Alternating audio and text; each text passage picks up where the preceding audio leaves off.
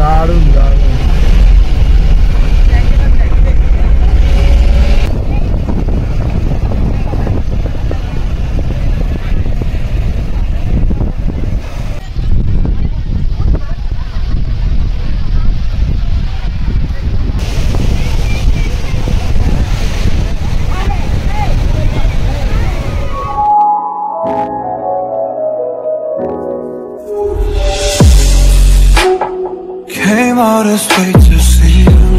Hello বন্ধুরা, travel বয় অমিতে আপনাকে স্বাগত। আজ আমরা বেরিয়ে পড়লাম আর একটা নতুন ভিডিও নিয়ে। আমার আগের ভিডিওতেই আপনারা দেখেছিলেন রামেশ্বরম, আর এই ভিডিওটা আমরা কন্টিনিউ করছি। এখন আমরা এগিয়ে চললাম ধনুষকুটির উদ্দেশ্যে। আপনাদের যেমন আগের ভিডিওতে বলেছিলাম যে এই ভিডিওতে ধনুষকুটি দেখাবো, আমার আগের ভিডিওটা যারা যারা দেখোনি আমি ওপরে আই বাটনের লিঙ্ক দিয়ে দিচ্ছি, এখনই গিয়ে দেখো। রামেশ্বরম থেকে ধনুষকুটির দূরত্ব মাত্র 20 কিলোমিটার। আপনাকে কিন্তু এখানে বিকেল 5টার মধ্যে আসতে হবে, কারণ তারপর এখানে বাস সার্ভিস, গাড়ি সার্ভিস বন্ধ হয়ে যায়। চলুন তাহলে আজকের আমাদের প্রথম স্পট হবে কোথান্দারাম স্বামী টেম্পল।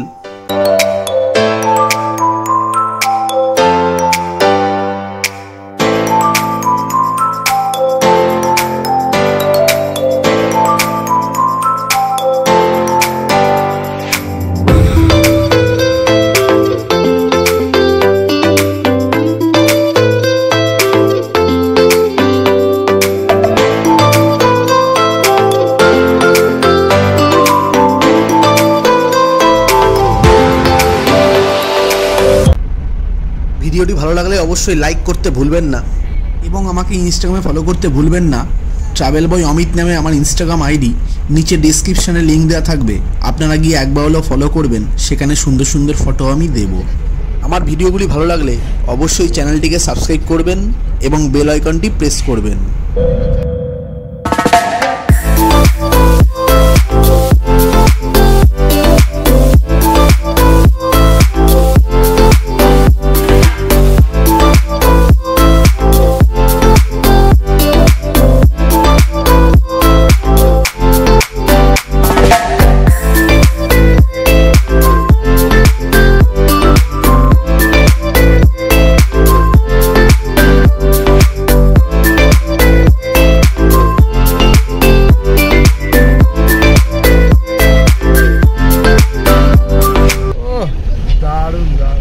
বন্ধুরা দেখো কি সুন্দর লাগছে, দুদিকে সমুদ্র আর মাঝখান দিয়ে আমরা যাচ্ছি। খুব সুন্দর, এখানে সাইট সিন আপনারা আসলে বুঝতে পারবেন, খুবই সুন্দর। আমরা কোথান্দারাম স্বামী টেম্পলের সামনেই চলে এসেছি।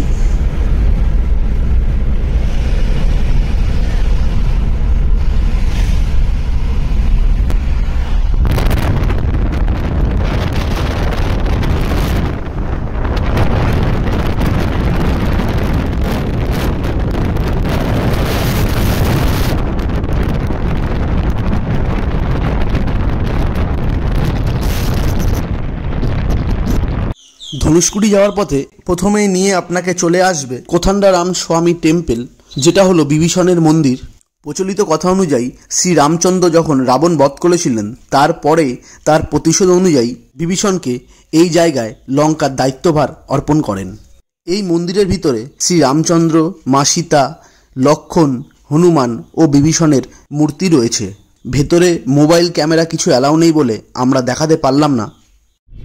কোথান্দারাম স্বামী টেম্পল বা বিভীষণের মন্দিরের ঠিক পাশেই এই স্থানটি হলো শ্রী রামচন্দ্র যখন লঙ্কায় যাবে বলে ঠিক করেছিল, এইখান থেকেই পাথর ফেলতে ফেলতে তিনি রাস্তা তৈরি করেছিলেন লঙ্কায় যাবে বলে। সেই রাস্তায় তিনি যাওয়ার জন্য যেখানে পাথর ফেললে কিন্তু সে পাথরটা ডোবে না, সেটা এখানে রয়েছে। সেই রাস্তা এখন কিছুই নেই, সব ভেঙেই দিয়ে গেছে, কিন্তু একটা পাথর এখানে রাখা আছে যেটা ডুবিয়ে দেখানো হয় যে পাথরটা ডুবছে না।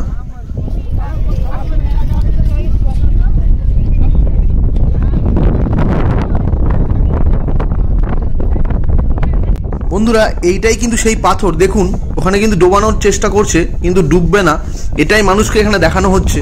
এটা দেখতেই এখানে সবাই আসে। বন্ধুরা এরপর আমরা এগিয়ে চললাম ফাইনালি ধনুষকুটির উদ্দেশ্যে। একটা আলাদাই অনুভূতি হচ্ছে মনের মধ্যে, চলুন গিয়ে কথা বলছি।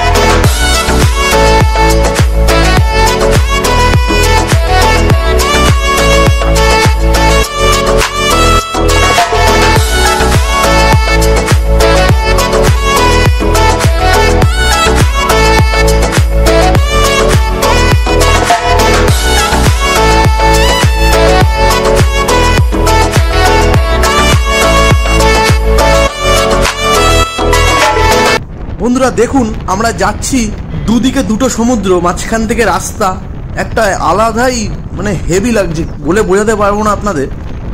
একদিকে ভারত মহাসাগর, দ্য ইন্ডিয়ান ওশান, আর আরেকদিকে বঙ্গোপসাগর, দ্য বে অফ বেঙ্গল।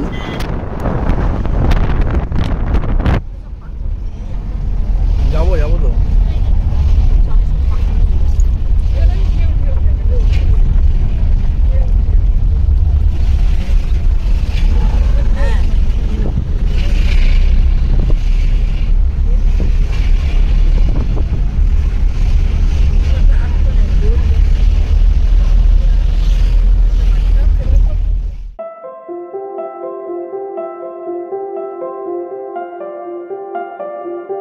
চলে এলাম এমন এক স্থানে, the last land of India, ভারতবর্ষের শেষ সীমান্ত, ধনুষকোটি। এটাই হলো ভারতের শেষ সীমানা। তারপরেই শুরু হয়ে যাচ্ছে শ্রীলঙ্কা। এখান থেকে মাত্র 18 কিলোমিটার দূরে রয়েছে শ্রীলঙ্কা বর্ডার। এই ধনুষকোটি ভারতের তামিলনাড়ু রাজ্যের পাম্বান দ্বীপের দক্ষিণ পূর্ব প্রান্তে অবস্থিত একটি পরিত্যক্ত শহর। এটি পাম্বানের দক্ষিণ পূর্বে এবং শ্রীলঙ্কার তালাইমান্নার থেকে প্রায় 15 মাইল 24 কিলোমিটার মতো পশ্চিমে অবস্থিত। ওই দূরে যেখানে দেখা যাচ্ছে চর পড়ে গেছে, ওখান থেকেই নাকি শুরু রাম সেতু শ্রীলঙ্কায় যাওয়ার জন্য। ওখানে এখন কাউকে যেতে দেয় না।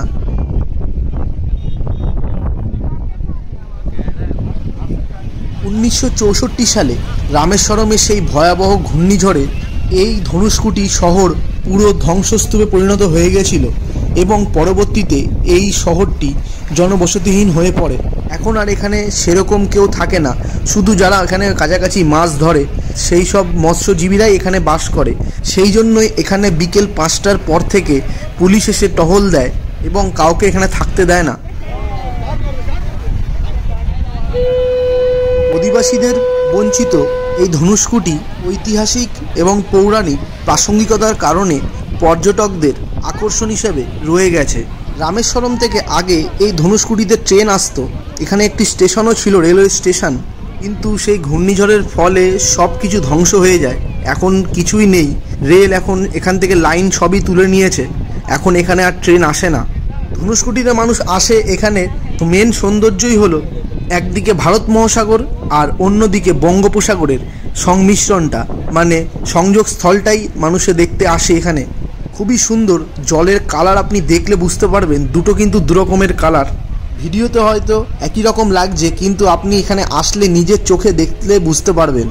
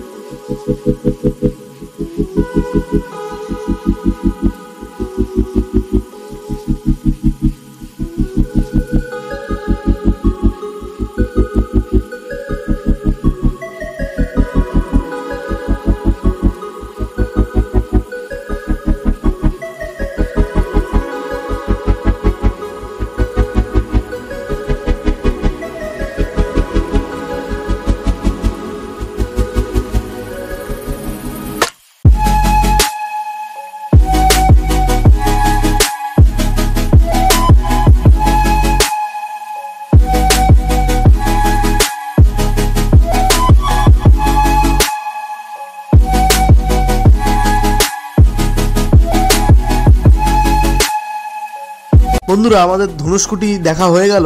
এরপর আমরা ধনুষকোটি লাইট হাউস দেখব, এটা রাস্তায় যাওয়ার পথেই পড়বে। কেমন লাগলো অবশ্যই ভিডিওতে কমেন্ট করে কমেন্ট বক্সে জানাবেন।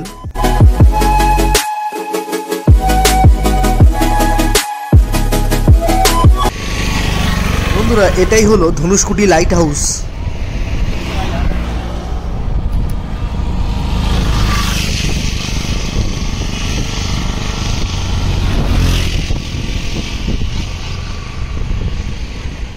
বন্ধুরা, এগিয়ে চললাম আমাদের পরবর্তী স্পট, যেটা রামেশ্বরমে পঞ্চমুখী হনুমান টেম্পল, হনুমানের মন্দির।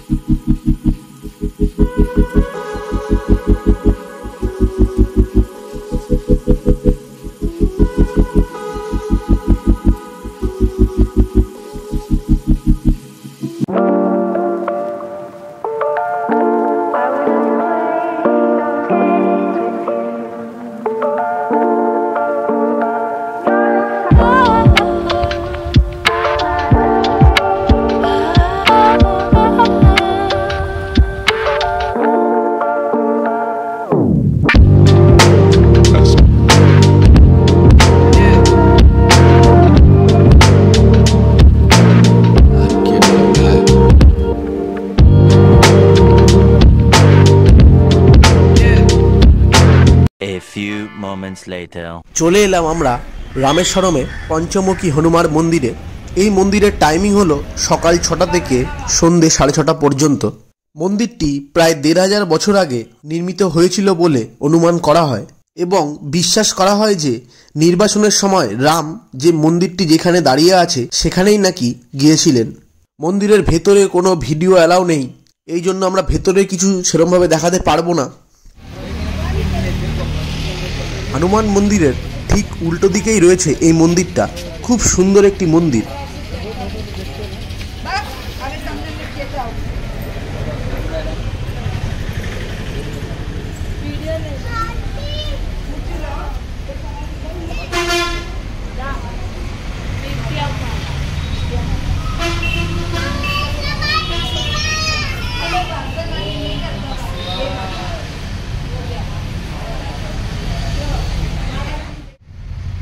এরপর চলে এলাম আমরা ঠিক পাশেই শ্রীকৃষ্ণ প্রণামী মঙ্গল মন্দির। এখানে পর 3-4টে মন্দির আছে। মন্দিরের ভেতরে আমরা কিছু দেখাতে পারছি না, কারণ ভেতরে ক্যামেরা মোবাইল ফোন কিছু অ্যালাউ নেই।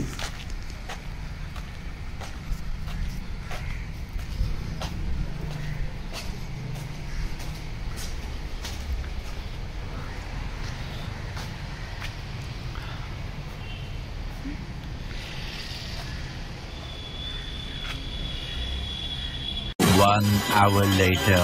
চলে এলাম আমরা আজকের মতো শেষ স্পট, স্যার এপিজে আব্দুল কালামের মেমোরিয়াল, যেটা রামেশ্বরমে অবস্থিত। এই মেমোরিয়ালে তার সমাধি রয়েছে এবং তিনি তার জীবনে যা যা করেছেন তার সম্বন্ধেও এখানে সব দেওয়া আছে। ভেতরে ক্যামেরা কিচ্ছু মোবাইল কিছুই অ্যালাউ নেই, আমরা ভেতরে এখানেও কিছু দেখাতে পারছি না। আর এই মেমোরিয়ালের টাইমিং হলো সকাল 9টা থেকে বিকেল 5টা পর্যন্ত। বন্ধুরা, আজকের মতো আমাদের ধনুষ্কোটি ঘোরা হয়ে গেল এবং রামেশ্বরমের অল্প কিছু জায়গা যেগুলো বাকি ছিল সেগুলোও দেখা হয়ে গেল। এখন আমরা মাদুরাইয়ের উদ্দেশ্যে ফিরছি, হোটেলে ফিরবো। তারপর কাল আমাদের সকালের ট্রেন আছে। মাদুরাই থেকে আমরা আরেকটা নতুন জায়গায় যাব, সব আপনাদের পরবর্তী ভিডিওতে দেখাবো। এই ভিডিওটা কেমন লাগলো অবশ্যই কমেন্ট করে কমেন্ট বক্সে জানাবেন এবং পরবর্তী ভিডিওগুলো দেখতে হলে অবশ্যই আমার সাথে ভিডিওতে থাকতে হবে এবং পাশে থাকুন, সঙ্গে থাকুন। এবং ভিডিওগুলি ভালো লাগলে অবশ্যই লাইক, কমেন্ট, শেয়ার এবং সাবস্ক্রাইব করে দেবেন। আরও সুন্দর সুন্দর ভিডিও আসতে থাকবে। আজকের মতো এখানেই শেষ করছি, আবার দেখা হচ্ছে আপনাদের সাথে পরবর্তী ভিডিওতে।